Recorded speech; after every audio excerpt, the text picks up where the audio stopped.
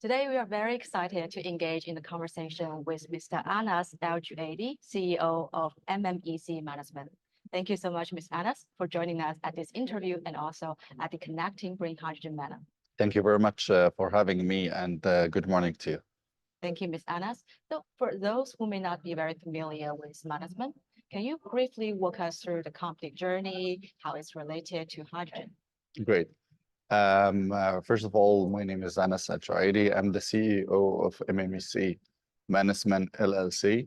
Mannesmann, it's a 100% Emirati company working in the sector of oil and gas and energy in general. We started our business here in UAE since more than 16 years, and we are very well known in the market as oil and gas company. However, starting from 2020, the company started the journey in the hydrogen and the renewables, where we start to establish our departments of renewables. We start to bid for the new project. We start to have an expertise in order to start support our mission and vision of the country for the green hydrogen and the renewables in general. So we was blessed last year to get the first projects in the renewables, and which was the first hydrogen refueling station with a high-speed refueling. And that was, to be honest, a big challenge for us, where Mannesmann does not build such units before. It's similar to a lot of ongoing projects that we have, but to talk about hydrogen itself, there is a lot of, let's say, challenges that you can face. One of those challenges is that might be the authorities' approval, which we will talk about it maybe later. So, but what I need to highlight is that we accepted the challenge, and we built with 5.5 months, 5 months and a half, the first hydrogen refueling station from scratch. The time was challenged, the authority approvals was challenged. The unit was demonstrated in the COP28, and a lot of visitors, they came and they saw a very beautiful, efficient units refueled around 15 hydrogen cars per day. So from that perspective, we started really to gain more experience, to gain more attention to the renewables and hydrogen. Our departments for the renewables has been expanded 3 times since only 1.5 years, in terms of number, in terms of budgets, and in terms of tendering. And we are really looking forward that in 2026, 2027, we should have minimum 50% of our business from the renewables or versus the fossil and oil and gas. So that is about our journey. That's about what we really are doing. Accompany the opportunity, there are also a lot of challenges, and that's why we need brave pioneers like Mannesmann to champion the UAE transition, the MENA transition. So you joined one of our most prominent sessions yesterday, that is MENA as the largest hydrogen supplier establishing global hydrogen trade network. So before the conversation, what was your key message for this topic? The key message for us that any new market, regardless to which sector, it's need really to be the first, or let's put it in this way, the most success key points for any new market, it's the cooperation between the companies and the international companies. So for us was very clear that as we need really to say that as an EPC contractor, we see that we will never be able to do anything if we will not have partners with us, where 80 to 85% of the cost of the project, it will come from the EPC. But even though there is still 10 to 15% out of our hand. When it's come to hydrogen production, for example, Mannesmann can do the entire EPC. However, there is still electrolyzer need to be purchased. Today, the electrolyzer, it's not made by the same supply who is manufacturing the steel and stack. So then the electrolyzer manufacturer or assembly need to have a contract or need to have, let's say, an agreement or partnership with a steel stack producer. So then you have steel stack producer, then you have an electrolyzer manufacturer, and then you have EPC contractor. The EPC contractor cannot do anything unless there is an off-taker of this project. The off-taker cannot do anything unless there is an off-taker for the hydrogen. The hydrogen off-taker cannot do anything if there is no infrastructure. So all of those is a potential cooperation between companies.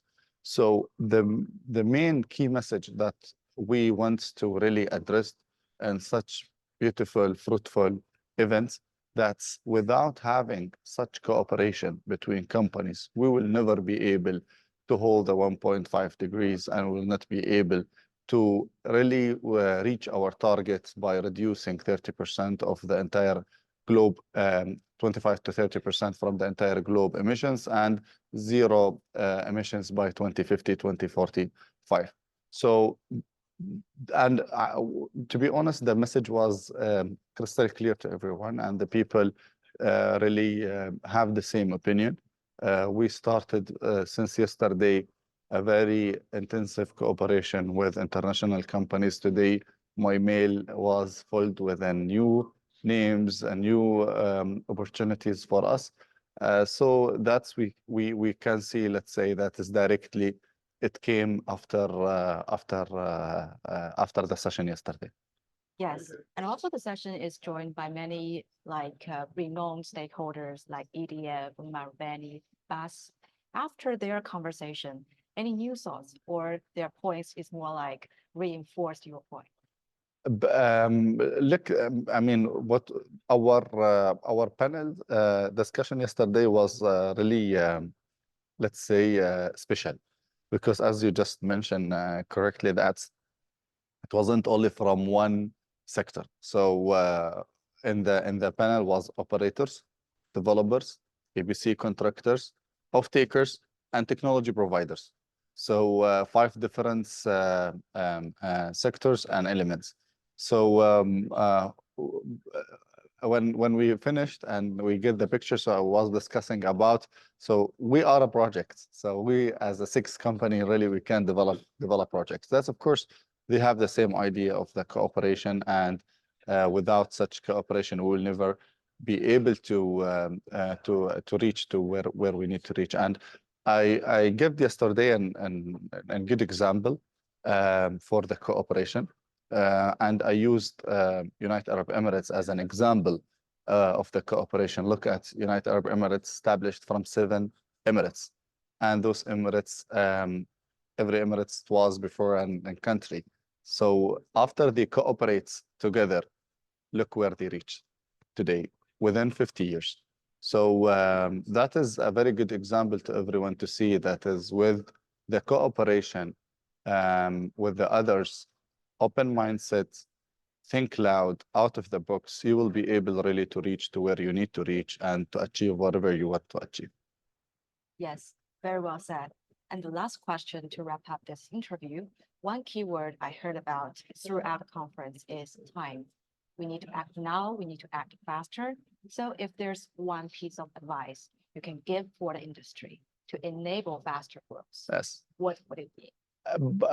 Look, I'm more optimistic. I must say that is, and I don't see that as we are moving slow.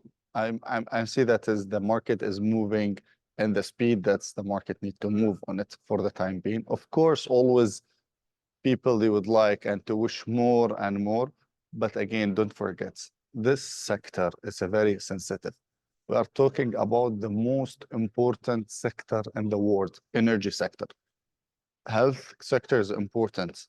Other sector, they are important also, but the most important sector is really the energy, because energy can within one day, I mean, not ship to any country, or due to that any new regulation that's the other country cannot purchase, then the entire country will stop. So energy sector is most important sector. So that is by logic to take a decision in such sensitive sector will not be that easy for any stakeholders. So what I need only to say that everyone need to be patient. I think a lot of projects, they are really coming.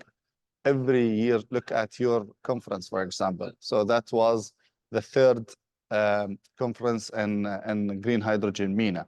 And if you look at the participants from the first year to today, it might be doubled because I attended the first and now the third. And you can see that is the double or the triple of the attendees they are here.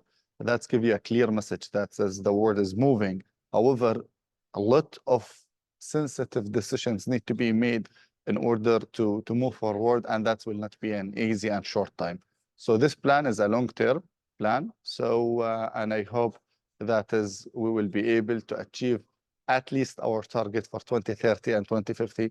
And I'm 100% sure the companies and governments and all of the authorities, they will be able to really cooperate together in order to achieve to that. But we need to be patient.